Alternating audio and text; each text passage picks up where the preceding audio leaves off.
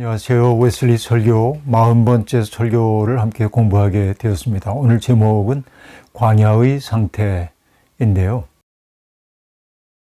영어로는 The Wilderness State라고 얘기하고 있는데, 그러니까 광야의 상태라기보다는 광야 상태인데, 그 의미를 조금 새겨보자고 한다면은 일종의 형편무인지경이다, 이런 말로 얘기하는 게 더 낫지 않을까 하는 생각이 들기도 합니다. 우리의 신앙이 황폐해져서 기쁨도 없고 희망도 없고 이런 상태를 이끌기 위해 웨슬리가 이런 제목의 설교를 했습니다. 본문으로 택하고 있는 구절은 요한복음 16장 22절인데요. 짤막한 구절입니다. 이와 같이 지금 너희가 근심에 쌓여 있지만 내가 다시 너희를 볼 때에는 너희의 마음이 기쁠 것이며 그 기쁨을 너희에게서 빼앗을 사람이 없을 것이다. 이 구절입니다. 우리의 삶이라고 하는 것은 어떻게 보면 옛 속에서 자유로 가는 과정이라고 얘기할 수 있겠습니다. 이스라엘 백성들이 애굽 땅을 탈출해 나와서 가나안 땅을 향해 가는 과정이 그랬던 것처럼 인간의 긴 장구한 역사를 보더라도 인간은 점점 개인이 아주 존엄한 존재로 인정받는, 모든 사람들이 수단이 아니라 목적으로 인정받는 세상을 향하여 나아가는 과정 중에 있다고 얘기할 수 있겠습니다. 이것은 장구한 역사를 보더라도 그렇고요. 개인의 삶을 보더라도 우리는 때때로 우리를 부자유하게 만들고 있는 것들, 또 우리를 억누르고 있는 것들, 이런 것들에게 짓눌린 채 살고 있는데, 결국 우리가 이제 내가 가지고 있는 취향이라고 하는 것도 내 속에서 정말로 내가 원하는 것이라기보다는 누군가에 의해 내 속에 발생된 취향인 경우도 아주 많이 있는데, 이런 것들 때문에 우리들이 부자유한 상태 속에 있었다고 한다면 우리의 신앙생활의 목표는 그런 것들로부터 좀 자유로워지는 데 있다고 얘기할 수 있겠습니다. 마치 히브리인들이 애굽을 떠나서 모든 사람들이 자기의 삶의 주인이 되어 사는 세상에 대한 꿈을 꿨던 것처럼, 우리도 죄의 종로로 탄 삶에서부터 벗어나서 하나님이 우리 속에 심어주신 그 삶의 가능성들을 충실히 살아내는 그런 삶을 향해 이행해 가는 과정이 우리의 삶이어야 한다고 하는 것이죠. 죄가 우리를 붙잡고 놓아주지 않습니다. 그러나 예수 그리스도의 구속의 은혜로 말미암아 우리는 죄의 종살이에서 해방되었죠. 그리고 하나님 나라라고 하는 새로운 세계를 우리의 삶 속에 맛보며 살기 시작했습니다. 그럼에도 불구하고 우리는 몸을 가지고 살고 있기 때문에 이 땅에 사는 동안 많은 시험을 당하기도 하고 유혹에 직면하기도 하고, 이런 일들을 반복하다 보면 우리의 내면 속에 형성되었던 신앙의 자유로움 혹은 기쁨, 평안함, 이런 것들을 다 상실해버리는 상태가 우리에게 찾아오기도 합니다. 웨슬리는 바로 그것이 광야 상태라고 얘기했죠. 우리가 어찌 보면 형편무인지경으로 떨어진 것이라고 얘기할 수 있겠습니다. 웨슬리는 이 설교를 통해서 광야 상태를 보여주고 있는 그 징조가 무엇인지, 다시 얘기하면 그 증상이 무엇인지에 대한 이야기를 하고 있고, 그리고 그렇게 인간이 전락할 수밖에 없는 까닭이 무엇인지에 대한 이야기를 하고, 그렇다고 한다면은 그것을 극복하기 위한 처방은 무엇인지에 대한 이야기로 설교를 구성하고 있습니다. 이렇게 본 웨슬리는 먼저 우리의 상태에 대한 이야기를 하고 있고, 그리고 그 상태가 초래되고 있는 이유가 무엇인지를 밝히고, 그렇다고 한다면은 진단이 이루어진 다음에는 처방까지 내놓고 있죠. 이게 웨슬리의 설교의 하나의 그 방향성이라고 얘기할 수 있겠습니다. 결국 인간이, 우리가 영적으로 떨어지는 광야 상태는 그 병의 본질이 무엇인가? 웨슬리는 몇 가지로 나눠서 얘기를 하고 있습니다. 첫 번째는 우리의 믿음의 부재가 초래하는 일이라고 얘기하고 있습니다. 믿음의 상실 상태라고 하는 것이죠. 그러니까 처음 하나님의 사랑을 만났을 때 우리는 얼마나 행복했습니까? 그렇죠. 그 행복감이 너무 컸기 때문에 우리는 관대한 사람이었고, 우리의 이웃들에게도 너그러운 사람이었고, 어지간한 충격이 와도 그 충격으로 받아들이지 않았습니다. 그것을 넉넉히 흡수할 수 있는 내면의 힘이 있었던 것이죠. 유혹이 찾아와도 우리는 유혹을 떨쳐낼 수 있는 힘이 있었습니다. 왜냐하면 우리를 비추어주고 있는 밝은 빛이 있었기 때문에 그렇습니다. 그러나 우리가 살다 보면 그 빛이 흐려지는 때가 있고, 그 빛의 흐려짐이 곧 믿음의 상실 상태를 일컫는 말이고, 내 안에 빛이 어두워지기 시작할 때 우리는 더 이상 하나님을 뵙지 못하게 되는 거죠. 하나님을 볼 수 없는 존재, 불투명한 존재가 되었을 때 우리의 내면 속에 흑암이 생기는 것은 당연한 것입니다. 그 흑암이 만들어내고 있는 것은 무엇이죠? 하나님의 사랑을 신뢰하지 못하게 되는 거고, 그리고 거룩한 삶의 지향을 잃어버리고 방황하는 것이라고 얘기할 수 있겠습니다. 이것이 우리의 영적 상태를 광야와 같은 상태로 만든다고 얘기하고 있습니다. 둘째로 광야 상태라고 하는 그 병의 증상 또 하나는 뭐냐? 내 속에 사랑이 사라지는 것이라고 얘기할 수 있겠습니다. 사실 믿음이라고 하는 게 사랑과 함께 가는 것이죠. 사랑으로 역사하는 믿음이라고 하는 게 참 중요하다는 말씀 여러 차례 드렸습니다. 그런데 믿음이 사라지고 나면 그 믿음의 삶의 결실로서의 사랑조차 내 속에서 사라집니다. 하나님에 대한 사랑 우리가 하지 못하게 되죠. 하나님에 대한 사랑의 감정이 식어져 버렸을 때 이웃을 사랑할 수 있는 내면의 능력 또한 사라지는 것이 사실입니다. 바로 이것이 사랑의 상실입니다. 자, 믿음의 상실, 사랑의 상실이죠. 그 다음에는 성령께서 우리에게 주시는 기쁨이 우리 속에서 사라지게 된다고 얘기하고 있습니다. 이전에는 내가 자격은 없지만은 용서받았다는 사실에 대한 기쁨이 있었습니다. 하나님의 자녀로서 택함받았다고 하는 사실에 대한 감격이 우리 속에 있었습니다. 그러나 믿음이 쓰러지고 사랑도 쓰러지면서 우리의 내면 속에 어둠이 중첩되기 시작하면 그 어둠이 우리 속에서 기쁨의 샘물이 솟아나오던 구멍들을 다 막아버리기 때문에 우리는 천진난만하게 기뻐할 수 있는 내면의 능력을 잃어버린 사람이 된다. 사실은 우리 속에 그런 기쁨이 없는 것이 아니라 그것을 누리지 못하는 상태가 되도록 만들 거죠. 바로 이것이 성령이 주는 기쁨의 부재 상황이라고 얘기할 수 있겠습니다. 그 다음에 저절로 초래되는 것은 무엇이죠? 믿음이 상실되고 사랑이 상실되고 그 다음에 성령이 주는 기쁨이 상실되었을 때 우리의 마음속에는 하나님에 대한 원망이 자리 잡기 시작합니다. 하나님이 나의 사정을 알아차리지 못하는 것처럼 보여지고 내가 그렇게 절박하게 기도해도 하나님이 내 기도 응답하지 아니하시는 것 같고 그러다 보니까 하나님과 나 사이의 관계에 문제가 생겼다는 사실을 깨닫게 되고 그 문제를 깨닫게 되는 순간 우리의 내면 속에 불화의 감정이 찾아오기 시작합니다. 하나님이 주시는 평화로움이 내 속에 사라지기 시작하는 거죠. 그러면서 관계가 어긋났다고 느끼는 순간 우리 속에 찾아오는 것은 무엇이죠? 하나님의 진노에 대한 두려움 같은 것들이 찾아옵니다. 이전 생활로 돌아가 버리고 만 거죠. 죄와 어둠이 하나님과 우리 사이를 갈라놨을 때 우리가 그 지옥 같은 고통을 경험하며 살았는데요.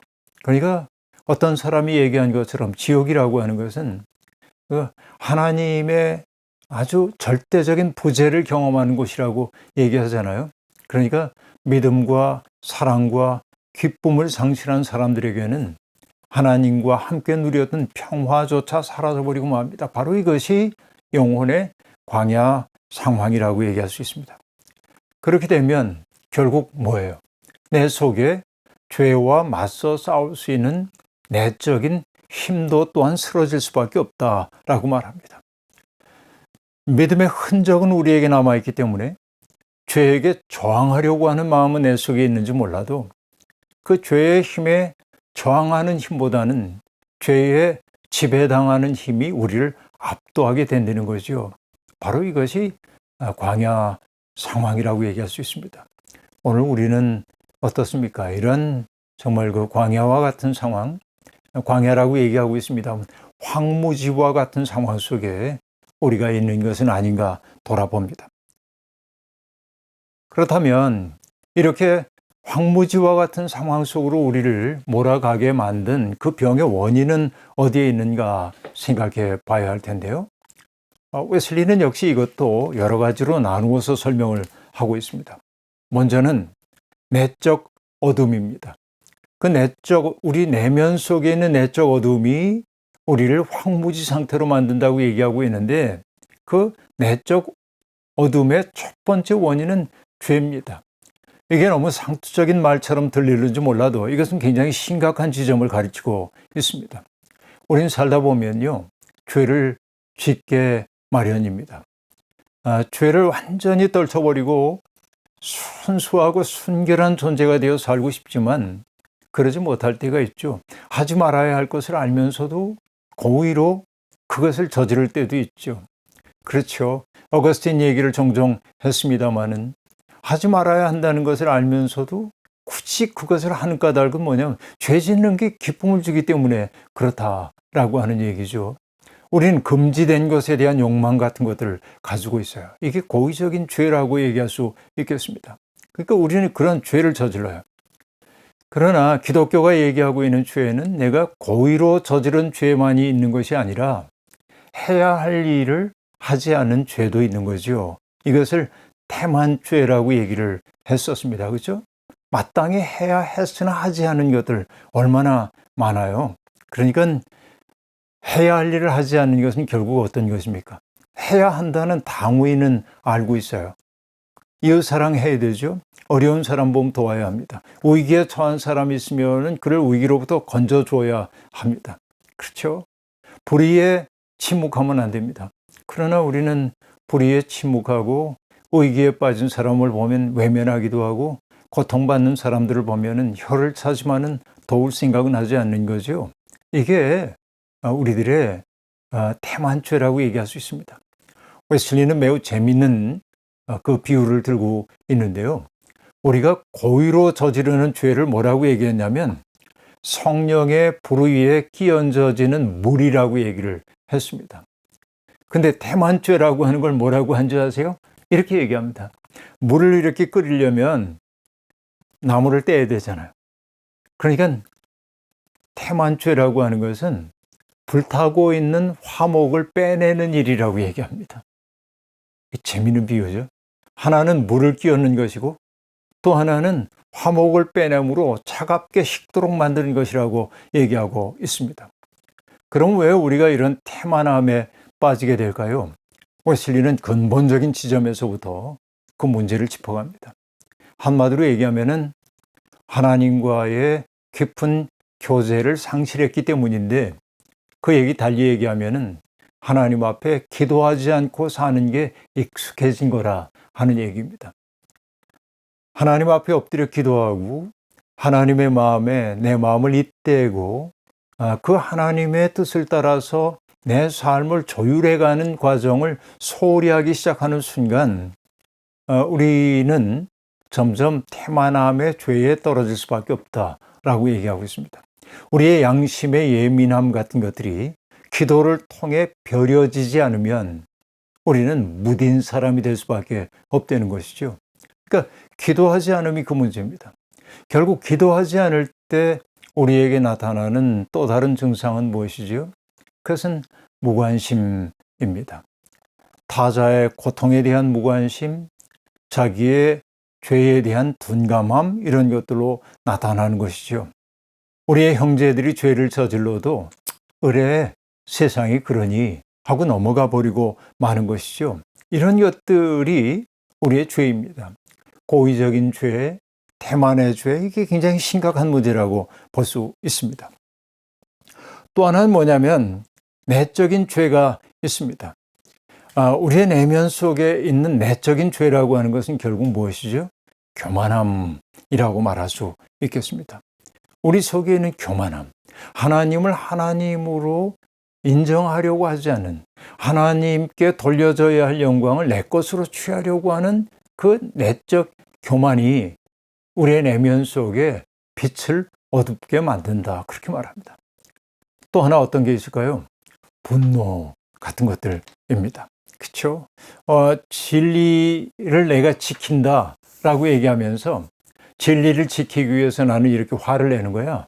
그 분노하면서 그렇게 그걸 정당화하는 사람들이 있습니다. 그러나 웨슬리는 얘기합니다. 정말 하나님의 뜻을 이루기 위해서 열심을 낸다고 말하고 있지만은 사랑의 불이 아닌 열심이란 모두 세속적이고 유욕적이고 악마적이라고 얘기합니다. 이건 굉장히 근원적인 얘기인데요. 그러니까 분노보다 하나님의 사랑에 적대적인 원수가 없다고 얘기를 하고 있습니다. 내 속에 있는 분심이라고 하는 것들이 이라데이, 그러니까 하나님의 분노를 함께 느끼는 거라면 좋겠지만, 그러나 하나님의 분노라고 하는 것의 바탕에는 사랑이 있는데 그 바탕에 있는 사랑은 사라지고 분노만 나타내는 사람들이 있는데 그 분노는 우리를 점점 멀어지게 만드는 악마적이고 유격적인 것이라고 얘기를 하고 있습니다. 뿐만 아니라 우리의 내면을 어둡게 하는 것 가운데 하나는 교만, 또 분노, 또 하나는 욕망이라고 하는 것도 있습니다. 세상의 물건 혹은 어떤 인물에 대한 집착, 어떤 일에 대한 과도한 열정, 이런 것들이 우리로 하여금 하나님을 섬기고 사랑하는 일로부터 멀어지도록 만든다면, 우리 속에 그 욕망이 하나님으로부터 멀어지도록 만든다고 한다면 우리의 내면의 빛조차 어두워질 수밖에 없다고 말할 수 있겠습니다. 사람들은 숭배해야 할 대상 없이는 견디기 어려운지도 모릅니다. 그 때문에 우리는 끝없이 우상을 만드는 경향이 있습니다. 그렇죠? 누군가를 좋아하는 것은 좋은 일입니다. 그러나 그를 우상화하게 될 때 그도 망가지고 우리도 망가지게 됩니다. 정치인들을 좋아하는 사람도 있고 연예인들을 좋아하는 사람도 있습니다. 좋아하세요. 그러나 거기에 지나치게 집착하다 보면 우리 속에 하늘의 빛이 사라진다라고 하는 사실을 깨닫고 그들을 사랑하기보다 하나님을 사랑할 줄 아는 마음이 우리 속에 있어야 합니다. 그러면 여러분, 이런 것들을 우리가 어떻게 경계를 해야 할까요? 자, 우리가요, 여러 날 동안 집을 비우고 집에 돌아오면은 정말 어디서 들어왔는지 모르지만은 먼지가 소리 없이 이렇게 쌓이잖아요. 먼지는 잘 눈에 보이지도 않는데 이게 쌓여서 덕지대가 될 때가 있습니다. 인간의 죄라고 하는 것도 먼지처럼 우리의 삶 속에 스며들어와서 쌓입니다. 그래서 덮개가 형성되는 경우가 많이 있습니다. 그래서 우리들이 해야 할 일은 언제나 비질을 하고 그리고 깨끗하게 걸레를 빨아가지고 먼지를 닦아내야 하는 것처럼 우리의 내면 속에 있는 그런 욕망이라든지 분노라든지 그렇죠? 이런 여러 가지 것들을 날마다 발견하고 또 그것을 닦아내기 위한 노력을 하지 않으면 안 된다. 이렇게 얘기해야 하겠습니다. 이것뿐만이 아닙니다. 우리의 내면을 황무지로 만드는 것 가운데 하나는 과거에 우리가 저질렀던 죄, 특별히 청산되지 않은 죄 같은 것을 얘기할 수 있겠습니다. 하나님 앞에 우리의 지난날의 죄를 다 참회하기는 했지만은 그러나 참아내가 드러낼 수 없었던 죄의 경험 같은 것들이 있지요. 기도의 깊은 자리에 이렇게 들어가다 보면은 과거에 부끄러웠던 기억들이 자꾸만 떠오릅니다. 어거스틴도 그런 얘기를 했죠. 내가 보기 싫어서 한사코 내 뒤로 돌려놨던 그 나의 부끄러운 모습을 하나님께서 내 눈앞에 들이대며 보라시는 것이었습니다. 이게 은혜의 경험인데, 그래서 우리는 그 기억의 골방문을 하나하나 열면서 그 부끄러웠던 기억과 대면하고 그 하나님의 은혜 앞에 그것을 내놓고 치유해 주기를 바라고 하는데 정말로 결정적으로 정말 어떤 골방문을 열려고 할 때 한사코 대면하기 싫어하는 어떻게 보면 그 어둠의 오지와 같은 부분들이 있는데 이것들 청산되지 않으면은 마치 우리 집에다가 음식물 찌꺼기 같은 것들 장롱에도 숨기고 냉장고에도 숨겨놓고 그러면 집이 냄새로 가득 차는 것처럼 우리의 정화되지 않은 과거의 죄 같은 것들이 우리의 빛을 어둡게 만드는 경우가 있는 것이죠. 점점 쌓인 죄 말이죠. 불교에서는 이런 것들을 업이라고 얘기하기도 했죠. 카르마라고 말하기도 합니다. 이런 것들이 청산되어야 하는 것이죠. 그런데 우리 속에 있는 내적인 빛이 어두워지는 까닭 가운데 또 다른 것은 지금까지는 죄 때문이라고 얘기했다면 웨슬리가 얘기하는 것은 무지함도 얘기하고 있습니다. 성서에 대한 무지함. 성서는 우리의 골수와 관절을 쪼개기도 하죠. 하나님의 말씀이라고 하는 것은 우리의 발 앞을 비추어주는 등불이 되기도 하죠. 그런데 성서의 말씀을 바르게 이해하지 못할 때 우리는 무지의 어둠 속에 갇힐 수밖에 없고요. 그런가 하면은 하나님의 사역 방식에 대한 무지함도 얘기하고 있습니다. 웨슬리는 그 가톨릭이 가르쳐 왔던 영성에 대해서 다소 부정적인 생각을 가지고 있습니다. 16세기의 성자인 십자가의 성 요한 같은 분들이 가르치는 게 우리의 영성적 체험 속에는 어두운 밤의 체험이라는 게 있다고 얘기를 합니다. 이전에 내가 안다고 생각했던 것이 모르는 것처럼 변해버리고 이전에 맛있었던 것이 맛없는 것으로 느껴지고 확신하고 있던 것들이 의혹으로 점점 바뀌어가고 이것을 우리 영혼에 드리워져 있는 어둠의 경험이라고 얘기하고 있는데 그래서 영성가들은 그 어둠의 경험을 거쳐서 더 큰 빛 속으로 간다고 얘기를 하고 있는데 웨슬리는 거기에 대해서 공감하지 못하고 있습니다. 하나님의 빛 앞에 있는 사람들은 어두운 밤을 체험해서는 안 된다고 얘기해요. 저는 이 대목에 고개를 좀 갸웃할 때가 있습니다. 왜냐하면 우리들은 정말 살다 보면 내가 믿음 가운데서 정말 잘 살려고 하지만은 어느 순간 어둠이 확고하게 우리를 사로잡을 때도 있거든요. 이게 인생의 경험이거든요. 그러니까 영성가들이 우리에게 들려주고 있는 얘기는 그 어둠에 갇히지 말라고 하는 얘기이지요. 그 어둠에 갇히지 않고 그 속에서 타오르는 하나님의 그 빛을 보게 되면 그 어둠을 체험하기 이전보다 더 큰 빛으로 나아갈 수 있다고 얘기하고 있는데 웨슬리는 일단 여기에 대해서 다소 부정적인 생각을 갖고 있는 게 사실입니다. 어쨌든 이것은 그릇된 이해라고 웨슬리가 얘기를 하고 있는 것인데요. 그 다음에 우리의 그 내적 빛을 어둡게 만드는 거 금방까지 얘기한 게 뭐였죠? 죄가 있었고 무지가 있다고 얘기했죠. 그리고 세 번째로 얘기하고 있는 게 뭐냐면 유혹이라고 얘기합니다. 그렇죠. 우리는 수없이 많은 유혹을 당하며 삽니다. 그리스도의 은혜로 말미암아 우리가 구원함을 받았다고 말하고 있지만은 그래서 우리가 의로운 사람으로 인정함을 받았다고는 하지만 그러나 우리 속에 있는 죄의 뿌리까지 뽑혀 있는 것은 아닙니다. 때때로 뿌리 속에 있는 죄가 발아할 때도 있는 것이지요. 그래요. 인간은 그렇게 유혹 앞에 서 있는 존재입니다. 정말로 우리가 깨어있지 않으면 그게 우리 속에서 튀어나오는 거죠. 마치 생텍쥐페리의 어린 왕자가 자기의 별 B612에서 날마다 했던 것이 무엇이죠? 바오밥 나무 씨가 떨어지지 않았는가 살펴보면서 그 싹터 나오는 것들을 뽑아주는 것이 그의 일이었고 그리고 그 휴화산의 분화구를 청소해내는 것. 왜냐하면 그 별을 폭파시키는지도 몰랐기 때문에 이게 일이었던 것처럼 정말로 우리 속에 있는 쓴뿌리가 때때로 우리의 존재 전체를 삼킬 수도 있기 때문에 그 유혹에 우리가 넘어갈 때가 아주 많이 있는 거죠. 예수님이 광야에서 사탄에게 시험 받으신 그 이야기를 들려주면서 복음서마다 들려주면서 누가복음은 조금 다른 이야기 하나를 넣고 있습니다. 다른 복음서에 나오지 않은 구절인데요. 이런 얘기입니다. 악마는 모든 시험을 끝마치시고 물러가서 어느 때가 되기까지 예수에게서 떠나 있었다라고 얘기합니다.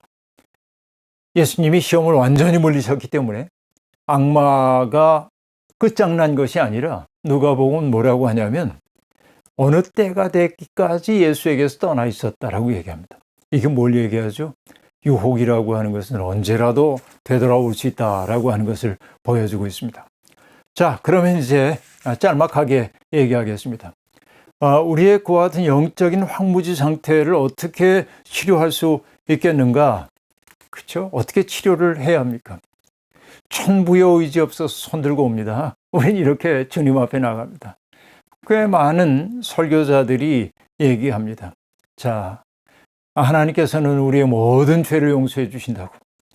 세상 사는 동안 얼마나 어려웠냐고. 그러니 이제는 하나님 앞에 나와서 위로함을 얻으라고 얘기합니다. 부드럽고 친절하고 친절하게 불쌍하고 무력한 죄인들을 향한 하나님의 가없는 사랑과 그리스도의 피의 효험에 관해서 얘기합니다. 그리스도의 피가 우리를 다 구속했다는 거예요. 걱정하지 말라는 거예요. 그런데 여러분, 이거 우리가 거의 날마다 듣는 얘기 아닙니까? 보편적으로. 그런데 이렇게 값싼 위로를 전하는 이들을 가리켜서 웨슬리는 뭐라고 얘기하냐면 영적 사기꾼, 영적 야바위꾼이라고 얘기합니다. 심지어는 사람들을 악마에게 팔아넘기는 매춘업의 열을 올리는 사악한 포주와 같다고 얘기하고 있습니다. 이렇게 뭉뚱그려가지고 이 문제를 이렇게 해결할 수 있다고 은혜가 다 해결해 준다고 말하면 안 된다는 거예요. 그렇죠? 그동안 이제 진단이 있었는데 치료는 질병의 증상에 대해 대응해야 한다고 얘기하면서 고의적인 죄로 인한 어둠의 경우는 어떻게 해야 합니까? 그 고의적인 죄를 그만둬야 합니다. 여전히 그 죄를 계속하면서 내가 치유받기를 바라면 안 되는 거죠. 그걸 처절하게 깨닫고 고범죄를 범하지 않아야 합니다. 대만죄로 인하여 어두운 경우에 어떻게 해야 합니까? 그렇죠. 정말 우리가 은혜의 수단을 동원해가지고 하나님의 뜻 안에서 살아가기 위해 노력해야 합니다. 천국은 침노하는 자들의 것이랍니다. 저절로 안 됩니다. 노력해야 한다는 거죠. 그렇죠. 그러니까 정말 그 죄의 쓴뿌리, 하나님의 뜻대로 살고 싶어 하지 않는 나의 죄의 뿌리가 뽑힐 때까지 정말 노력해야 한다. 회개하고 회개에 합당한 열매를 맺어야 한다고 얘기합니다. 그리고 내면의 죄로 인한 어둠, 그렇죠? 교만, 분노, 욕망, 유혹 이런 것들이 있잖아요. 내 속에 그런 것들이 있음을 인정하고 하나님 앞에 그것 가지고 가서 그것들이 내 삶을 지배하지 못하게 해달라고 기도해야 합니다. 겸손히 나 자신을 낮추고 그래서 주님을 바라보면서 마치 내 한쪽 팔이 죄를 짓거든 그 팔을 찍어버리라고 얘기하는 것 같은 죄에 대한 아주 무서운 자각을 가지고 노력하지 않으면은 우리의 내면의 빛이 돌아오지 않는다. 그렇게 얘기합니다. 그렇죠? 영적 게으름 이런 것들이 우리를 점점 하나님으로부터 멀어지도록 만들고 있다고 하는 것입니다. 그러니까 우리가 값싼 은혜에 취해가지고 주님이 우리 그런 연약함을 다 아셔. 그러니까 하나님이 이 정도는 용서해 주시겠지. 이 정도면 내가 괜찮게 살지 그러면 안 된다는 거예요. 웨슬리는 확고하게 얘기하고 있습니다. 치열하게 싸워야 돼. 자기 내면의 어둠과 싸워야 한다는 겁니다. 그래서 티끌을 털어버리고 주님의 생기를 우리의 내면 속에 모셔드리기 시작해야 한다는 겁니다. 나의 내면 속에 있었던 옛 기질 같은 것들 그것과 싸워야 한다는 겁니다. 회개하고 다시는 그 죄를 반복하지 않기 위해서 노력해야 하고 죄와 더러움을 씻어주는 영원한 셈이신 그분 앞으로 자꾸만 나아가야 한다고 얘기하고 있습니다. 그 유혹 때문에 어둠에 빠지는 경우도 있는데 그렇게 우리는 나의 연약함을 인정하고 정화시켜달라고 기도하는 수밖에 없다는 겁니다. 이런 치열한 노력을 통해서 결국 하나님의 빛이 우리 속에 비춰들게 될 때 우리는 황무지와 같은 상황에서 벗어나서 주님의 빛을 받아 비틀거리지 않고 걷는 사람이 될 거라고 얘기합니다. 힘겹지만 우리는 그 아름다운 삶을 위해 부름받은 사람들입니다.